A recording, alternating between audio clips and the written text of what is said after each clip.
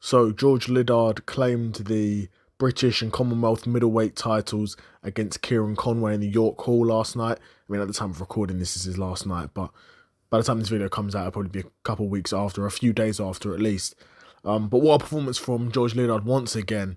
His last fight, I was there at the Copper Box, put on a great performance, was scrappy, showed that he's got power, showed that he's got serious power, George Liddard, and was the first person to ever stop Kieron Conway, right? Kieron Conway, I believe in the 10th round, his coach threw in the towel. He was taking some clean shots. I think he had an arm or hand injury, and he wasn't really able to defend himself anymore. But George Liddard was winning all the rounds comfortably.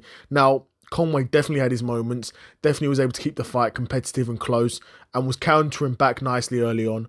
But George Liddard clearly just has too much power, too much aggression, and Conway's power wasn't enough to sort of earn the respect of Liddard.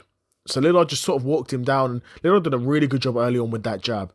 Really, really good job. I really liked what I saw in terms of George Liddard's boxing early on, in terms of shooting that jab to the head, shooting it to the body, using that jab to set up, power shots. It was really effective.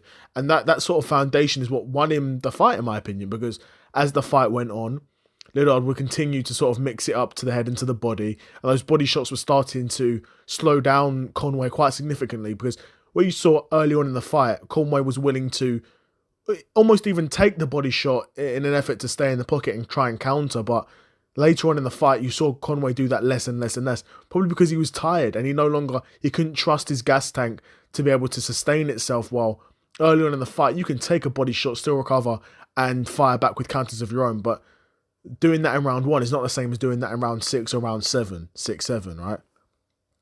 But George Liddard boxed really well, and happy to see him claim the British Middleweight Championship. They're saying he's the youngest British Middleweight Champion of all time. I don't know if that's accurate or not. I don't know if I've seen comments that that's not accurate. I don't know if that's accurate. But he's 23 and he's middleweight champion, a British Middleweight Champion, which is such an achievement. Even if he is or he isn't the youngest to ever do it, him being 23 and doing that is an insane achievement. And what could be next for him at middleweight? Now, he's British level at this time. He's a British champion. So I don't want to see him rushed to world level yet. He's still only 13-14-0, I believe. A next fight for me, that in my opinion makes a lot of sense, would be a Liddard versus Liam Smith fight. Now, Liam Smith is a guy who at one point at 154, in my opinion, was sort of near that world level. At 160, he's not really anywhere near that world level. Do you know what I mean? He's not. Maybe he's top 10.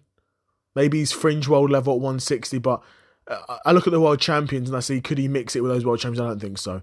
I don't think Liam Smith can mix it with Johnny Beck. I don't think he can mix it with Lara. I don't think he can mix it with Adames. I think those guys are too good for him. And I think at this point, Liam Smith's probably a bit too chinny, a bit too hittable, and not got the physicality as those guys at 160. Like Adames is, he's quite a chunky 160-pound fighter. Lara's not huge for 160.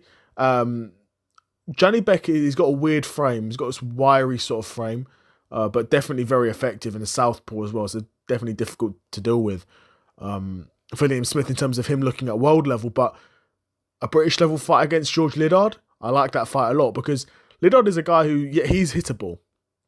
He is hittable. He does keep a good guard and he doesn't move around well, but you can find him. No one's really been able to consistently sort of find his chin or give him real trouble. But Liam Smith's a tricky veteran. Now, I think early on Liam Smith would be capable of taking George Liddard's shots, but can he take those shots for a 10, 12 round fight? Probably not. Not at this point in his career. Especially George Liddard. He's super young, super fresh, whereas Liam Smith's probably getting a bit long in the tooth at this point.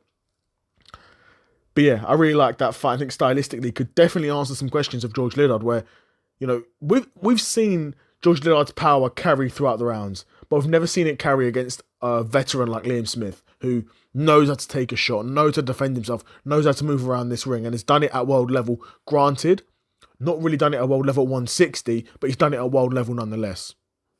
Right? But yeah, that fight makes a lot of sense for me, and a huge win for George Liddard.